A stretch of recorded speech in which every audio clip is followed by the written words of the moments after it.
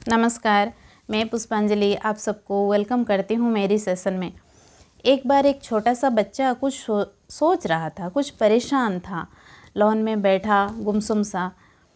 तो उनके पापा आए पास और पूछे, बच्चा आपको क्या कुछ प्रॉब्लम है क्या? आप ऐसे खेलने भी नहीं गए और बाहर गए नहीं और इतना उदास होके क्यों बैठे हैं? फिर बच्चा बोलता है, पापा मुझे ना कुछ समझ में नहीं आ रहा है। मेरी ज़िंदगी की कीमत क्या है? मुझे क्या करना चाहिए? मेरे लिए क्या बेहतर है? फिर पापा बोलते हैं, अच्छा ठीक है, मैं आपको बताता हूँ, लेकिन मैं जो बोलूँगा उसी के हिसाब से आपको काम करना है। फिर दूसरे दिन उसके पापा एक पत्थर हाथ में रखते हैं और बोलते हैं, जाओ आप कोई भी रोड के किनारे बैठ जाओ, लेकिन कोई इसका कीमत पूछे तो आप कुछ बोलना नहीं, बस 2 उंगलियां खड़ी कर देना। फिर एक बुजुर्ग माई आती है और बोलती है, बेटा ये पत्थर की कीमत क्या है? फिर वो 2 उंगली खड़ी कर देता है अपने पापा के कहे अनुसार। फिर बुजुर्ग माई बोलती है, अच्छा 200 रुपये। फिर वो बोलते हैं, मुझे दे दीजिए ये पत्थर, मैं ले जाऊंगा। फिर बच्चा बोलता है, मुझे पत्थर बेचना नहीं है। फिर वो सोचते हुए वापस आते हैं, ये साधारण सा पत्थर का कीमत भी कभी 200 रुपये हो सकता है। फिर घर आ जाते हैं और पापा को सारी चीज़ें बताते हैं। फिर पापा दूसरे दिन सुबह भी बोलते हैं, वो पत्थर थमा के और बोलते हैं, जाइए म्यूज़ियम के सामने बैठ जाइए। फिर उसी तरह कोई पूछे तो आप कुछ बोलना मत, बस 2 उंगलियां खड़ी कर देना। फिर उसी तरह उन्होंने म्यूज़ियम के सामने बैठे और म्यूज़ियम के सामने बैठ के कोई म्यूज़ियम से आया और पूछता है कि बेटा ये पत्थर की कीमत क्या है? वो उसी तरह पापा के कहे अनुसार बस 2 उंगलियां खड़ी कर देता है। फिर वो बोलते हैं, अच्छा 20,000 मुझे दे दीजिए, मैं पत्थर ले लूँगा। फिर वो सुन के ताजुब हो जाता है बच्चा और बोलता है, मुझे बेचना नहीं है। फिर घर वापस आ जाता है, पापा को बोलता है सारी चीज़ें।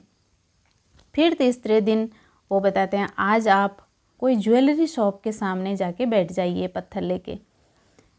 फिर वो ज्वेलरी के सामने बैठ जाते हैं तो वो दुकानदार आता है और बोलता है बच्चा को, अरे ये पत्थर आपको कहाँ से मिला? इसी की खोज तो मुझे बहुत दिनों से थी, इसकी कीमत क्या है?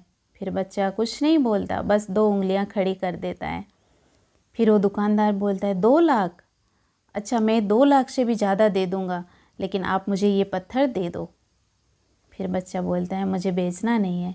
घर वापस आ जाता है और पापा को सारी कहानियाँ बताता है। फिर वो बोलता है, पापा ये साधारण सा पत्थर की कीमत कभी 200 रुपया, कभी 20,000, कभी 2 लाख, इतना हो सकता है, लेकिन मुझे कुछ समझ में नहीं आ रहा है, आप क्या बताना चाहते हैं मुझे?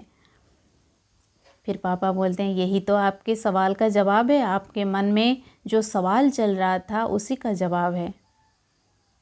आप ज़िंदगी को किस जगह पे रखना चाहते हैं? आप अपने जीवन को कैसे मूल्यांकन करना चाहते हैं, ये आपके ऊपर निर्भर करता है।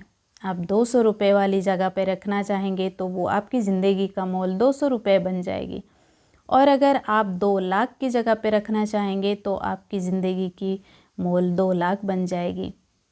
तो ये हमारे ऊपर डिपेंड करता है, हम खुद को कौन सी जगह पे और कहाँ पे रखना चाहते हैं। जो हमारे अपने लोग होते हैं उनके लिए हमारी ज़िंदगी का मोल सब कुछ होता है, बहुत कुछ होता है, और जो हमारे अपने नहीं होते हैं या हमें कोई जानता नहीं है उनके लिए हमारी ज़िंदगी का मोल कुछ भी नहीं होता है।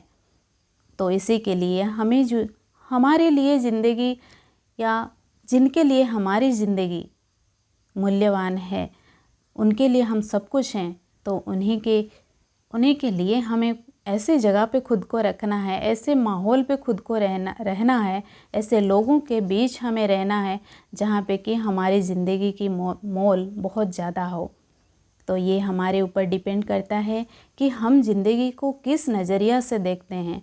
हमारी नज़र अगर नीचे है तो हमारी ज़िंदगी की मूल्य भी नीचे की तरफ जाती है। अगर हमारी सोच बड़ी है, हम अपनी ज़िंदगी का मोल को और बहुत उन्नत बनाना चाहते हैं, तो हमारी सोच ही हमारे ऊपर काम करता है।